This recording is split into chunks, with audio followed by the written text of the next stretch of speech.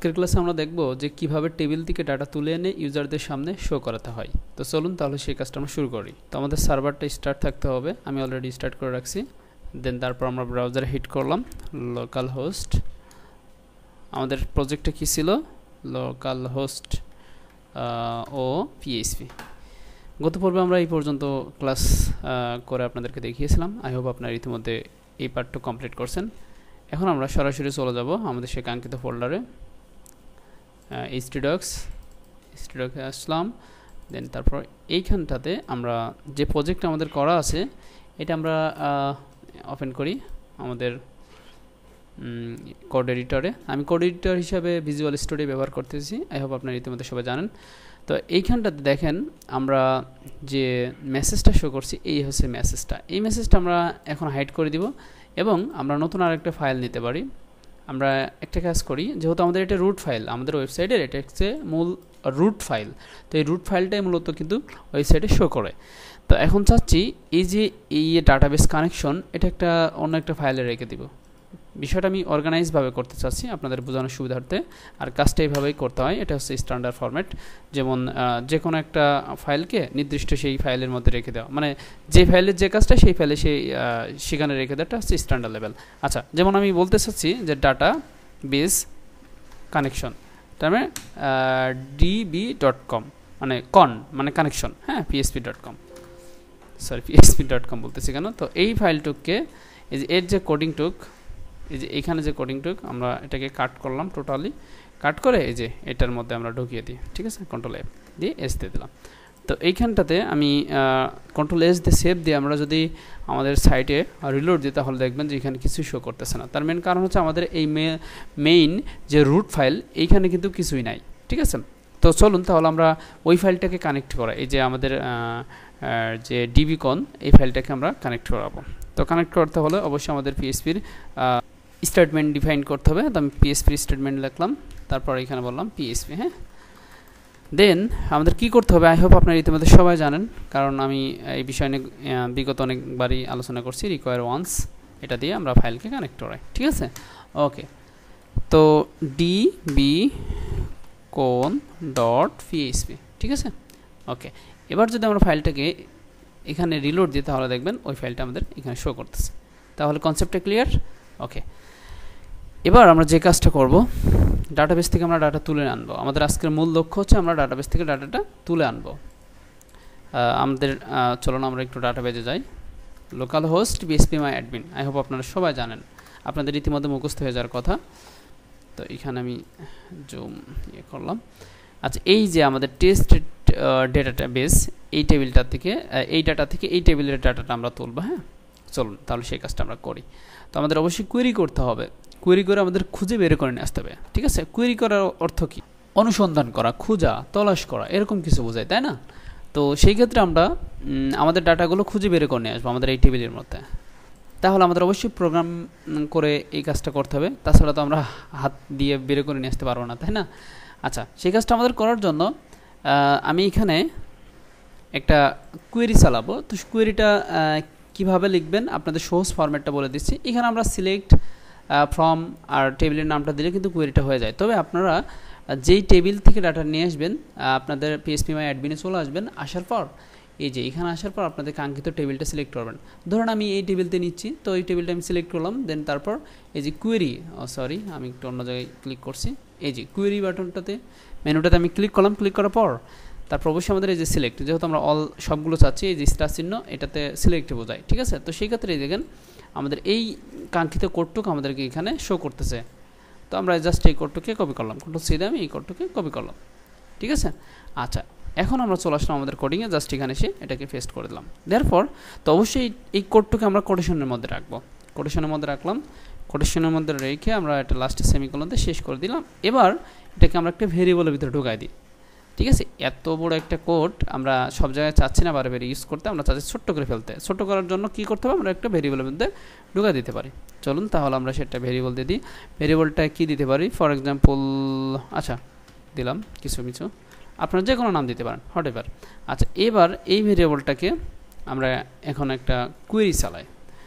কোয়েরিটা এরকম হবে, জাস্ট এখানে দুইটা ফরম্যাটে লেখা যায়, আপনাদেরকে বলছিলাম তিনটা ফরম্যাটে লেখা যাবে, প্রসিডিউরাল পদ্ধতিতে, তারপর আপনাদের অবজেক্ট ওরিয়েন্টেড পদ্ধতিতে, তারপর আমাদের পিডিও পদ্ধতিতে, ঠিক আছে, পিএইচপি ডাটা অবজেক্ট পদ্ধতিতে। তো আমরা অবজেক্ট ওরিয়েন্টেড পদ্ধতিতে এই কাজটা করে দেখাবো। হ্যাঁ, তো আমি এখানে কিউইউআই কুয়েরি কথাটা আমি এখানে উল্লেখ করতেছি, মানে লিখতেছি, ঠিক আছে, কিউইউইআরআই কুয়েরি, ঠিক আছে। তারপর এই যে ওই ভেরিয়েবলটাকে আমরা এখানে ফার্স্ট ব্র্যাকেটের ভিতরে ঢুকিয়ে দিলাম, তারপর কুয়েরি কথাটা ছোট হাতের দিই। এখন আমরা চাচ্ছি এইটুককে আবার আমরা ডাটাবেজের সাথে কানেক্ট, এটা তো একটা টেবিল আমাদের ডাটাবেজের সাথে, তো আমরা ইতিমধ্যে কিন্তু ডাটাবেজ এই ফাইলে কিন্তু কানেকশন করে রেখেছি যা যা চাচ্ছি। হ্যাঁ, তো এখন চাচ্ছি যে এই আমরা একাধিক ডাটাবেজ থাকতে পারে না, এখানে একাধিক ডাটাবেজ থাকতে পারে না, তো আমরা তো টেবিল শুধু এই টেবিলটাকে বলেছি, এখন এই টেবিলটা কোনটার ভিতরে, তো সেই ডাটাকে আমরা বলে দিতে হবে, যে ডিসাইড করতে হবে যে এই যে এই টেবিল এখানে এইভাবে বলে দিতে হবে। তো এটা টেবিলের নাম বলা লাগবে না, শুধু আমরা এই যেখানে যে ভেরিয়েবলটা আমরা করছি এই টেবিলটা, তো এই ডাটাটা তো একটা ভেরিয়েবলের মধ্যে রেখে দিস না, এই যে এর যে কার্যক্রমগুলো এই ভেরিয়েবলের মধ্যে কিন্তু পাওয়া যাচ্ছে। এই ভেরিয়েবলটাকে আমরা ধরলাম যে তুমি এইখানে আসো, এসে একটা অবজেক্ট সাইন তৈরি করো, অবজেক্ট সাইন তৈরি করে এটার সাথে একটা সম্পর্ক তৈরি করো, ঠিক আছে, এই যে এই কোডটুক, বুঝতে পারছেন। এখন আমাদের এই কোডটুকে আমরা আবার আরেকটা ভেরিয়েবলের মধ্যে রেখে দিতে পারি, ঠিক আছে। তো তাহলে আমাদের এত বড় কোড নিয়ে আমাদের নড়াচড়া করা লাগবে না, বা আমাদের কিছু করা লাগবে না, আমরা ছোট্ট একটা ভেরিয়েবলের মধ্যে রেখে দিলাম। এখানে ভেরিয়েবলের নামটা আমি দিলাম কি, রেজাল্ট, রেজাল্ট। ওকে, আচ্ছা, এই রেজাল্ট ভেরিয়েবলের মধ্যে আমাদের কিন্তু সব কিন্তু চলে আসলো। এখন এই রেজাল্ট ভেরিয়েবল নিয়ে আমরা কিন্তু এখন যা ইচ্ছা তাই করতে পারবো। তো চলুন আমরা একটা কন্ডিশন দিয়ে দেখি আমাদের সব কিছু ঠিকঠাক আছে কিনা। হ্যাঁ, এখানে একটা কন্ডিশন আমরা চালাই, ইফ যদি সব কিছু ঠিকঠাক থাকে, কোনটা এই ভেরিয়েবলের কার্যক্রম, যদি সব কিছু ঠিকঠাক থাকে, এই যে ভেরিয়েবলটা আমি এখানে পেস্ট করে দিলাম, তাহলে তুমি আমাদের এখানে ইকো করাও অল সাকসেস। হ্যাঁ, আমি এখানে বললাম ইকো করাও all success, echo echo all success. Wow, mistake. আচ্ছা আচ্ছা, আমার এখানে লাইটটা জ্বালা নাই, এই জন্য আমি কিবোর্ড ঝামেলা হচ্ছে। আচ্ছা, যাই হোক, হ্যাঁ, এখানে অল সাকসেস, SUCCES, সাকসেস। ওকে, আচ্ছা, এখন দেখেন আমাদের এই যদি সব কিছু ঠিকঠাক থাকে, এই যে এই ফাইলটার সাথে এই যে আমাদের এই ডাটাবেজের সাথে এই টেবিলটা, এবং আমরা যে কার্যক্রম যে কুয়েরিটা চালালাম সেটা যদি ঠিকঠাক থাকে, তাহলে কিন্তু আমাদের এখানে অল সাকসেস কথাটা শো করবে। তাহলে চলুন আমরা এখানে একটা রিলোড দিই, এখানে দেখেন কানেকশন অল সাকসেস, ঠিক আছে। ওকে, তবে এখানে আমাদের কিন্তু দুইটা দেখাচ্ছে, রেজাল্ট শো করতেছে। তার মেন কারণ হচ্ছে আমাদের এই যে এই ফাইলটাতে কিন্তু এই যে একটা আছে, ইকো আছে, তো এই জন্য এইটা দেখানোর পর তারপরে এইটা দেখাচ্ছে, তো আমরা এটাকে অফ করে দিই। হ্যাঁ, তো আমি এই পাশে ডাবল স্ল্যাশ দিয়ে ফরওয়ার্ড স্ল্যাশ দিয়ে আমি এটাকে অফ করে দিলাম। তারপরে এখানে যদি রিলোড দিই তাহলে শুধু অল সাকসেস কথাটা আসবে, ঠিক আছে। আমি একটু জুম করে আপনারা দেখতে পাবেন। ওকে, আচ্ছা, এখন তাহলে বুঝতে পারলাম যে আমাদের ডাটাবেস কানেকশন ঠিকঠাক আছে, আমাদের যে কুয়েরিটা চালালাম সেটাও ঠিকঠাক আছে। এখন আমরা এখানে একটা পিএইচপি একটা ফাংশন রান করব আমাদের ডাটাটাকে প্রপারলি তুলে নিয়ে আসার জন্য। তো এইটাকে আপনাদের মুখস্থ রাখতে হবে, এই ফাংশনটাকে মুখস্থ রাখতে হবে। আমি এখন লিখতেছি, আপনারা একটু দেখবেন। আর এটা মনে করেন, ধরে নেন এটা হচ্ছে একটা রশি, একটা রশি, আই মিন দড়ি বা রশি, যার যে এলাকায় যা বলে, আমি মনে রাখার সুবিধার্থে আপনাদেরকে এই এক্সাম্পলটা দিয়ে বোঝাচ্ছি।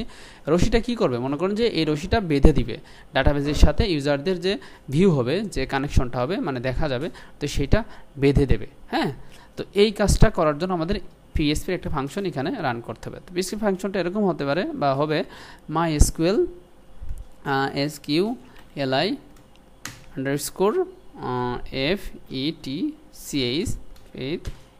array, ঠিক আছে।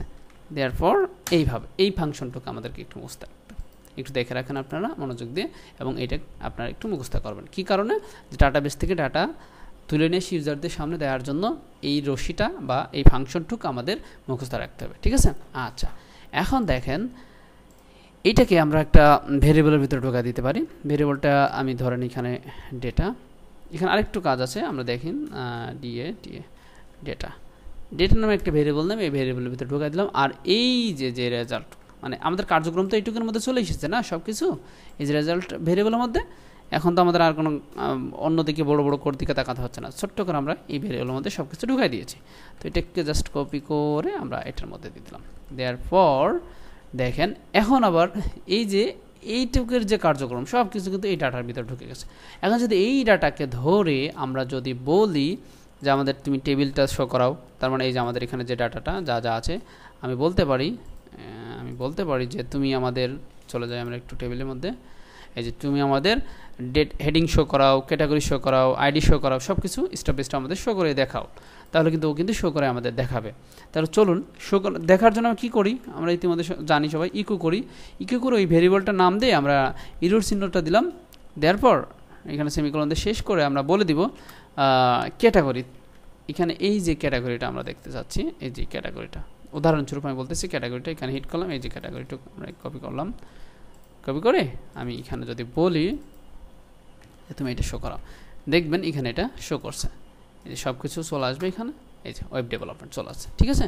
তো এখন এখানে একটা শো করতেছে, আমরা নেক্সট ক্লাসে লুপ চালিয়ে একাধিকগুলো শো করাবো। আজকে ওই বিষয়টা দেখবো না, আজকে শুধু আমরা শো করাতে পারতেছি কিনা সেটা একটু আগে আমরা ডিসাইড করি বা দেখি। হ্যাঁ, এই দেখুন আমরা কিন্তু শো করতে পারছি, ঠিক আছে।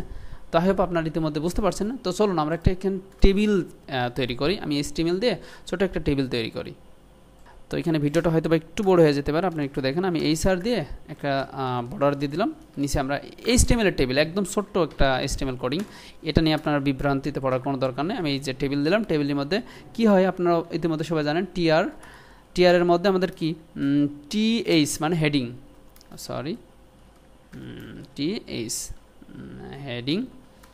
হেডিংয়ের মধ্যে আমরা কি কি দিতে পারি, ধরেন নাম্বার, তারপর কন্ট্রোল ডি দিয়ে ডুপ্লিকেট করলাম, তিনটা যেহেতু, নাম্বার, হেডিং, ACAD হেড, তারপর এখানে ক্যাটাগরি, এখানে আমি বলে দিলাম ক্যাটাগরি, ঠিক আছে। এবার আমরা নিচেই আবার টিআর এর মধ্যে আমরা কি দিব, TH, এবার টিডির ভিতরে আমরা বলে দিতে পারি যে একটা ডেমো হিসেবে 01 দিয়ে দিই, তারপর কন্ট্রোল ডি দিলাম, তিনটা যেহেতু ডেমো আমি বলে দিতে পারি যে রুবেল সাইন ফর এক্সাম্পল।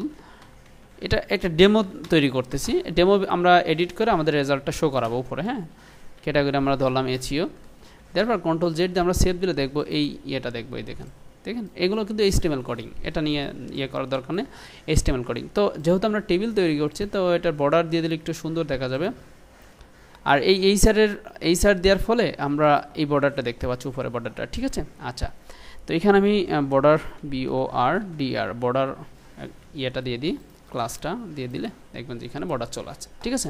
এখন আমরা এই যে এই কোডটুকের ভিতরেই তো সব কিছু চলে এসেছে, তাই না? এখন আমরা এই কোডটুকে যদি আমরা এখানে বসাই, তাহলে আমরা কি ক্যাটাগরি দেখতে পাবো না? আমরা এখানে ক্যাটাগরি দেখতে পাবো না। তার মেন কারণ আমি বলতেছি, এখানে আমাদের এই কোডটুকি শো করতেছে, ঠিক আছে।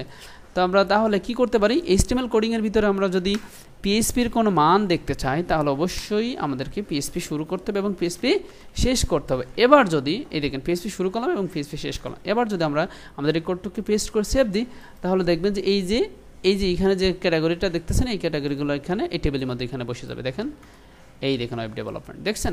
এখন যদি আমরা দেখতে চাই চমৎকারভাবে, এই যে হেডিংটুক, এইটুককে দেখতে চাই, এই যে এইগুলোকে দেখতে চাই, এই হেডিং, তো হেডিংটা আমরা কপি করলাম, ধরেন এটার ভিতরে আবার উপরেরটা হেডিংয়ের মধ্যে শো করাবো। আমরা এখন PHP শুরু করব, PHP শেষ করব, ঠিক আছে।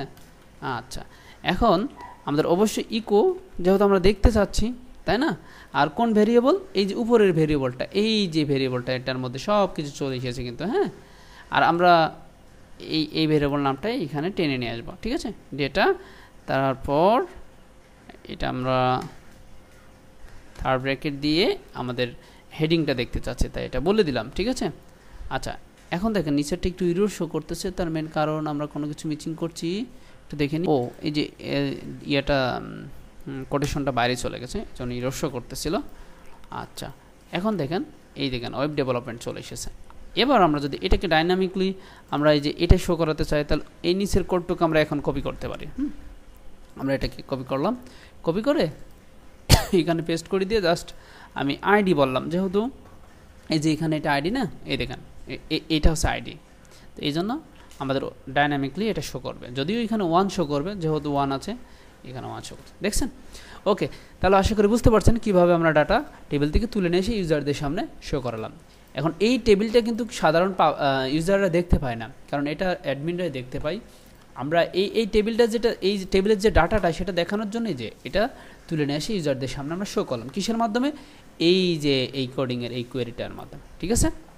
ওকে, তাহলে আমরা নেক্সট ক্লাসে অন্য একটা বিষয় নিয়ে আলোচনা করব। তো ভালো থাকবেন, অবশ্যই প্র্যাকটিস করবেন, আর ভুলভ্রান্তি হলে আমাকে নক দেবেন, আমি ইনশাআল্লাহ হেল্প করার চেষ্টা করব। আসসালামু আলাইকুম।